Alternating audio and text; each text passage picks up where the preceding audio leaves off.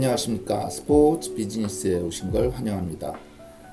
오늘은 스포츠 애널리틱스, 스포츠 데이터를 분석하는 얘기 두 번째 얘기를 한번 해보도록 하겠습니다. 오늘의 주제는 스몰볼 대 빅볼, 무엇이 더 유용한 효율적인 작전인가에 대해서 한번 얘기를 해보겠습니다. 여러분 스몰볼과 빅볼을 인터넷에서 검색해 보면은 굉장히 다양한 얘기들이 나오고 있습니다.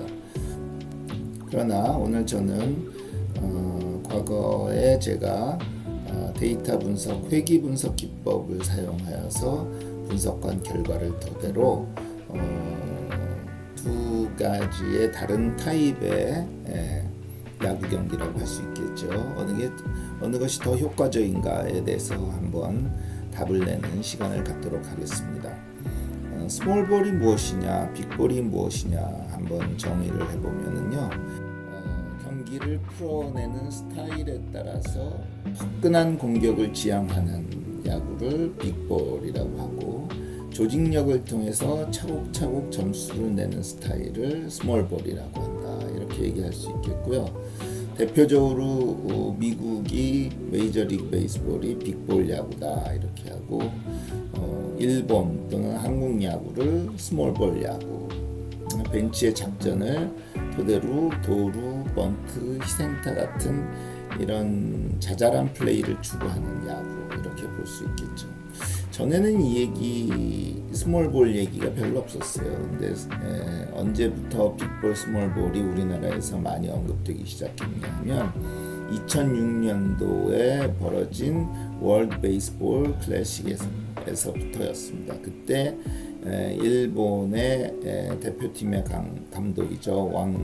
왕정치 감독, 오사타 하루 감독이 인터뷰에서 일본 국가대표팀의 이 스몰볼로 미국의 야구에 대항하겠다, 이렇게 이제 출사표를 냈고, 실제로 일본이 대회 우승까지 하게 되면서 우리나라 언론에서도 많이 언급하게 되었고, 그 이후로 꽤 스몰볼을 우리나라 감독들도 많이 지향했던 것으로 알고 있습니다. 스몰볼의 대표적인 게 번트죠. 그래서 번트 무용론, 이런 얘기들도 우리가 많이 하고 있는데 과연 효과적인가 아닌 것인가, 그런 번트에 대한 얘기도 한번 우리가 살펴보는 시간을 갖도록 하겠습니다. 미국 야구가 빅볼 야구, 한국 야구가 스몰볼 야구, 이렇게 우리가 많이 얘기하고 있지만 정말로 얼마나 큰 차이가 나는지 한번 번트를 중심으로 데이터를 실제로 보면서 한번 살펴볼까요? 이 그림은 메이저리그와 KBO 리그의 한 시즌 동안, 매 시즌 2002년부터 2023년까지의 총 번트 수, 연도별 번트 수를 보여줍니다. 왼쪽의 그래프가 미국 메이저리그 베이스볼이고, 오른쪽이 우리나라 KBO의 데이터입니다. 종축을 보면은 제일 꼭대기 900개가 있으니까는 이 스케일이 같은 그림이에요. 근데 2002년, 3년, 4년 이때는 거의 비슷하죠. 한 약 700-800개 정도씩 번트를 댔습니다. 근데 메이저리그를 보면요, 점점 감소하는 추세가 있는데, KBO도 조금 감소하는 추세가 있지만 그게 그렇게 두드러지진 않습니다. 더군다나 메이저리그는 30개 팀이 있고, KBO는 과거에는 8개 팀, 그다음 최근에 10개 팀, 이렇게 팀 수가 적음에도 총 리그 총 번트 수는 동일하다, 비슷하다라고 하는 것을 봤을 때 우리나라가 번트를 훨씬 많이 된다라는 사실을 알 수 있겠습니다.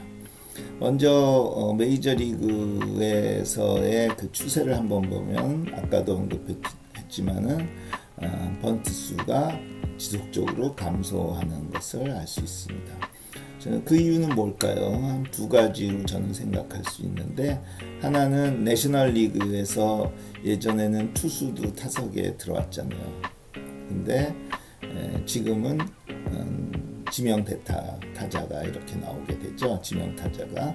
그래서 투수가 나오면 번트 되는 경우가 많았었거든요. 이제 투수가 타석에 들어서지 않기 때문에 번트 수가 줄어든 게 하나가 되겠고, 또 하나는 여러분 잘 알고 있는 머니볼,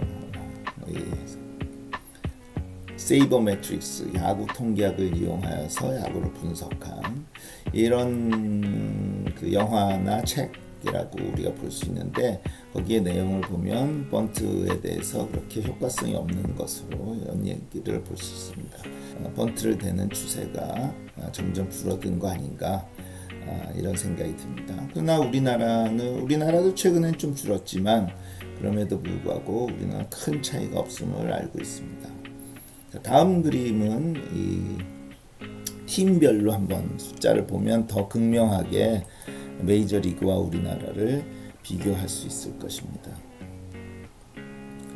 자, 메이저리그 30개 팀에서 번트를 가장 많이 대는 세 팀, 애리조나 다이먼드백스, 오클랜드 에이스. 이건 2023년도 기록입니다. 그 다음에 피츠버그. 그 다음에 번트를 제일 안 되는 세 팀, LA 다저스, 시애틀 마리너스, 애틀랜타 브레이브스. 애틀랜타 브레이브스는 0.01이에요. 그러니까 100경기에서 한 번 됐다는 얘기예요. 정말 안 되는 거죠. 그렇죠? 애리조나 경우에도 한 0.25 정도니까 제일 많이 되는 팀이 4경기에서 번트 한 번 된다, 이렇게 보면 되겠습니다. 반면에 오른쪽 그림을 보면 우리나라는 2023년도 LG가 제일 번트를 많이 됐고, 제일 적게 된 팀이 키움이었습니다. 키움 제일 적게 되는 팀도 한 0.35 정도니까 메이저리그에서 제일 많이 되는 애틀랜타 브레이브스보다 한 2배 정도 거의 이상 더 됐고, LG 같은 경우는 뭐 0.65 정도니까 거의 뭐 한 경기 한 번, 가끔 쉬다가 또 한 경기 한 번, 이 정도는 번트 된다. 그래서 진짜로 번트만 기준으로 봤을 때 우리나라가 훨씬 더 메이저리그 베이스볼보다는 스몰볼을 하고 있구나, 이것은 알 수 있겠습니다. 자, 다음으로 과연 그러면 얼마나 이런 스몰볼 야구가 효과적인가를 분석하기 위해서 제가 과거에 쓴 논문을 하나 소개해 드리도록 하겠습니다. 이 논문의 제목은 Is the small ball strategy effective in winning game? 즉, 스몰볼 전략이 경기를 이기는데 효과적입니까? 이런 제목을 가진 논문으로서 Journal of Productivity Analysis라는 이 미국에서 발행하는 국제 학술지에 제가 KBO의 데이터를 이용해서 스몰볼 야구가 효과적인지 아닌지를 분석한 그런 논문입니다.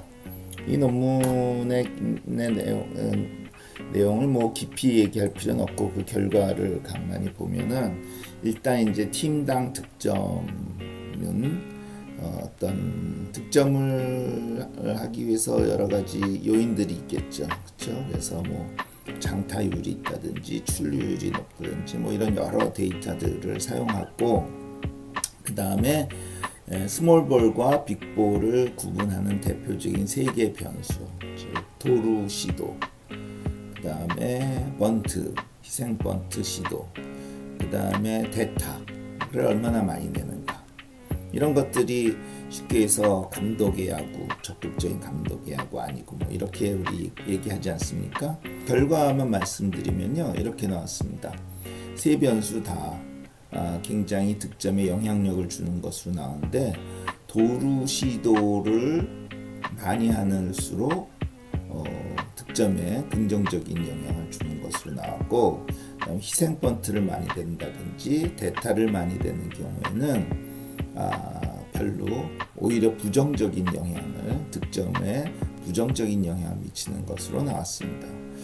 전부 다 부정적으로 나왔으면은 스몰볼보다는 빅볼이 좋은 야구다, 더 효과적이다, 이렇게 얘기할 수 있고, 세 개가 모두 다 긍정적으로 나왔다면은 스몰볼이 빅볼보다 더 우월한 전략이다 이렇게 얘기할 수 있는데 도루에서는 스몰볼이 더 좋은 것처럼 나오고, 즉 도루를 적극적으로 할수록 득점이 효과적인 것으로 나오고, 반대로 대타라든지 혹은 번트 시도라든지 이런 것은 오히려 득점에 방해가 되는 요인으로 이렇게 결과가 나왔습니다. 그래서 좀 믹스트된 리절트다 이렇게 우리가 반드시 뭐가 좋다 뭐가 나쁘다 이렇게 얘기하기는 어렵지 않겠냐, 이런 결론을 내릴 수 있겠습니다. 물론 상황에 따라서 다음 타자가 누구냐에 따라서 그 내용이 굉장히 바꿔질 수 있겠죠. 그렇죠? 그러나 지금의 저희 데이터 분석을 하는 경우에는 평균적으로 그렇다라는 얘기를 할 수 있겠습니다. 9회 말 1대1 부사 1루의 상황. 번트냐 강공이냐 올바른 선택은 무엇일까요?